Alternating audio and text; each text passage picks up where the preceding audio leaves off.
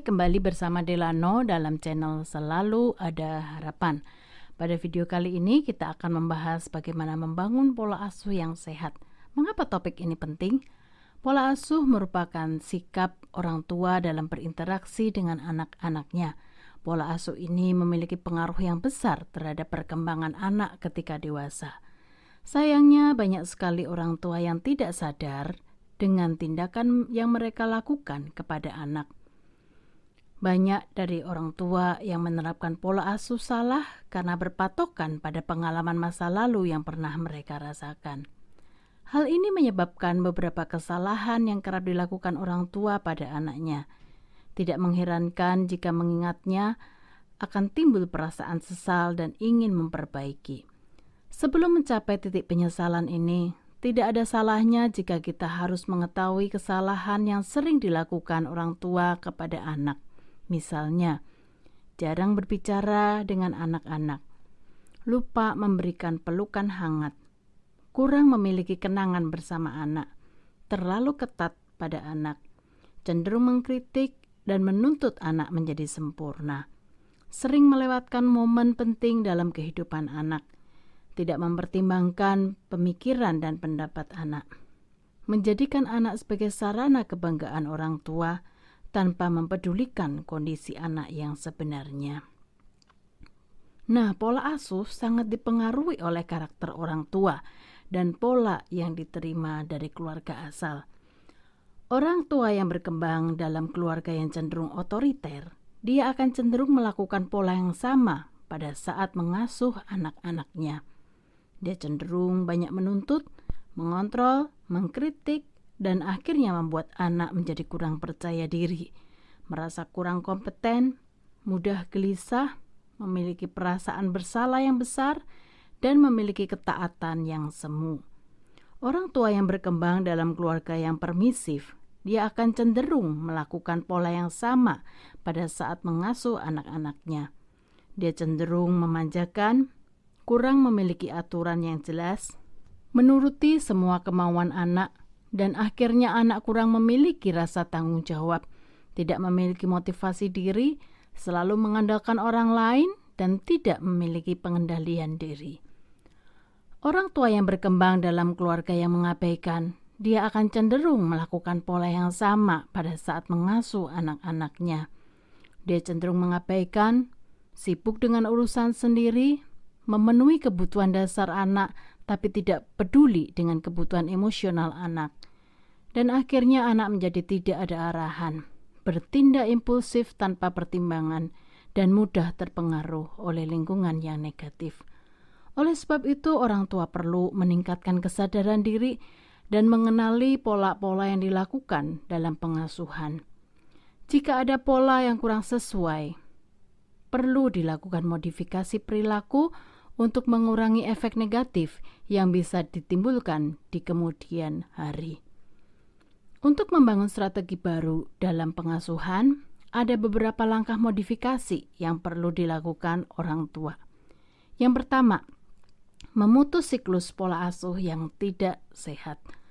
Kadang tanpa sadar pola asuh yang tidak sehat digunakan dalam pengasuhan, karena itu yang dialami dan dipelajari dari orang tua. Yang kedua, menyadari area unconscious yang sering menjadi pendorong suatu perilaku. Kenali dorongan-dorongan seperti kemarahan, keinginan untuk dihormati, keinginan untuk mendominasi, kebutuhan untuk diterima, perasaan pesimistis dan ketidakberdayaan, dan dorongan-dorongan yang lain. Yang ketiga, modifikasi pola pikir atau persepsi yang lebih sehat. Berbagai pengalaman yang menyakitkan bisa membentuk persepsi menjadi kurang sehat. Yang keempat, menyadari bahwa tujuan pengasuhan adalah untuk mendewasakan anak, sehingga berkembang menurut potensi anak. Anak bukan sarana kebanggaan orang tua. Anak bukan sarana untuk memenuhi pengharapan orang tua. Anak adalah pemberian Tuhan.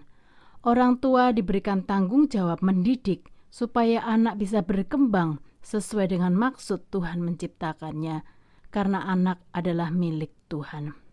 Orang tua seperti busur yang siap diarahkan dan ditarik untuk membawa anak panah sampai pada sasaran. Orang tua bukan pemanahnya.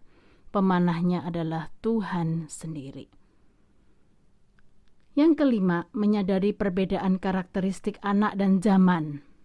Terima perbedaan karakteristik dan jangan memaksakan atau membandingkan anak dengan orang tua. Zaman pengasuhan juga berbeda. Saat ini kemajuan teknologi mempengaruhi perubahan pola interaksi keluarga. Situasi pandemik yang diwarnai ketidakpastian juga bisa mempengaruhi kondisi keluarga.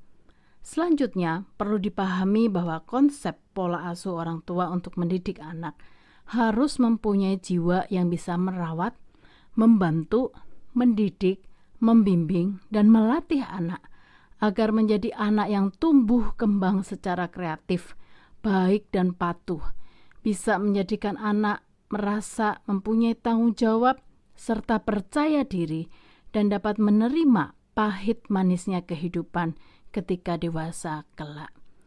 Oleh sebab itu, orang tua perlu bertumbuh menjadi pribadi yang berfungsi secara utuh.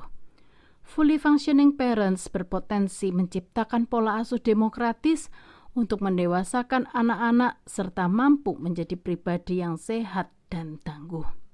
Selain itu, perlu disadari bahwa cara pengasuhan harus disesuaikan dengan usia anak sehingga bisa mempersiapkan anak menjadi dewasa. Fase yang pertama, fase telling dari usia 0 sampai 5 tahun. Pada fase ini komunikasi kebanyakan satu arah dilakukan oleh orang tua kepada anak-anaknya. Anak-anak pada fase ini membutuhkan arahan yang jelas dan pengawasan yang dekat dari orang tua. Di awal fase ini, usia 0 sampai 1,5 tahun, anak-anak membutuhkan situasi yang aman untuk membangun rasa percaya anak kepada orang tua dan lingkungan. Kemudian di fase tengah, usia 1,5 tahun hingga 3 tahun, anak-anak membutuhkan ruang yang cukup untuk melatih kemandirian. Orang tua perlu memberikan arahan dan ruang yang cukup. Jangan mengkritik ataupun selalu mempersalahkan apa yang dilakukan anak. Jika anak melakukan kesalahan, hukuman fisik yang ringan dan disertai dengan penjelasan akan membuatnya memahami kesalahannya. Di akhir fase ini, usia 3-5 tahun, anak membutuhkan kesempatan mengembangkan kreativitas dan imajinasinya. Orang tua perlu memberikan dukungan, bukan mematahkan ide kreatif mereka. Jika idenya mengandung resiko yang berbahaya, orang tua perlu memberikan peringatan dan arahan yang jelas. Fase yang kedua, fase teaching, usia 6-12 tahun. Pada fase ini orang tua mulai mengajarkan berbagai hal dan keterampilan kepada anak dengan kontrol dan dukungan yang cukup baik. Pada fase ini anak mulai mampu mengembangkan berbagai keterampilan, kemampuan belajar, dan mengembangkan bakatnya. Pada awal fase ini, anak mulai belajar bertanggung jawab terhadap tugas-tugas yang dipercayakan kepadanya. Jika anak mampu mengerjakan tanggung jawabnya, dia akan merasa kompeten dan akhirnya percaya diri. Jika anak tidak mampu mengerjakan, perlu diberikan dukungan emosional untuk dia bisa mengerjakannya. Namun jika anak semakin dikritik ataupun dihukum, anak akan merasa kurang percaya diri dan merasa dirinya bodoh. Fase ini adalah fase terpenting dalam membangun rasa percaya diri anak. Fase yang ketiga, participating, usia 13-17 tahun. Pada fase ini anak memasuki masa remaja, masa pencarian identitas dan pergumulan mengenai masa depan dan karir apa yang akan ditekuni kelak. Pada fase ini orang tua menjadi sahabat, menjadi teladan atau model dan pelatih bagi anak. Sikap orang tua perlu berbeda dari fase sebelumnya. Orang tua menjadi teman bicara yang menemaninya melewati masalah-masalah remaja. Orang tua menjadi contoh nyata kehidupan anak dan menjadi sumber inspirasi mereka. Orang tua menjadi pelatih yang melatih, memberikan arahan dan panduan, sehingga anak mengerjakan tanggung jawabnya dengan baik. Orang tua memberikan kepercayaan bahwa anak bisa melakukannya. Pada fase ini, orang tua perlu mengurangi kontrol supaya anak merasa nyaman dan bisa menjadi dirinya sendiri. Fase yang terakhir yaitu delegating, usia 18 tahun ke atas.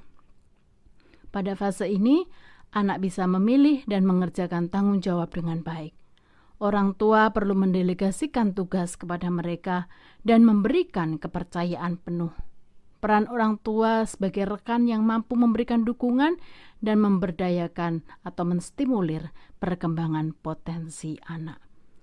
Dengan perlengkapan di atas, memodifikasi perilaku, pola pikir, mengenali karakteristik orang tua, mengenali proses pertumbuhan anak, mengenali pola pengasuhan, baru kita bisa menyusun sebuah strategi pengasuhan otoritatif atau demokratis yang disesuaikan dengan perkembangan anak masing-masing.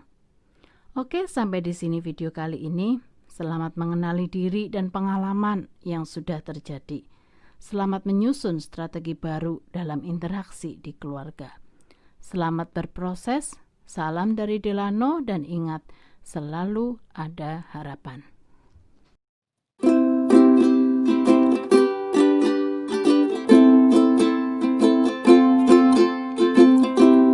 There's a hope in every single thing you do. There's a hope in every single thing I do. So don't give up and face all things in front of you. Just pray and do your best in every single thing you do. Even if you face the stormy cloud and you feel sad, lonely and down, just remember that you're not alone. There's a hope in every single thing you do. There's a hope in every single things I do. So don't give up and face all things in front of you. Just pray and do your best in every single things you do.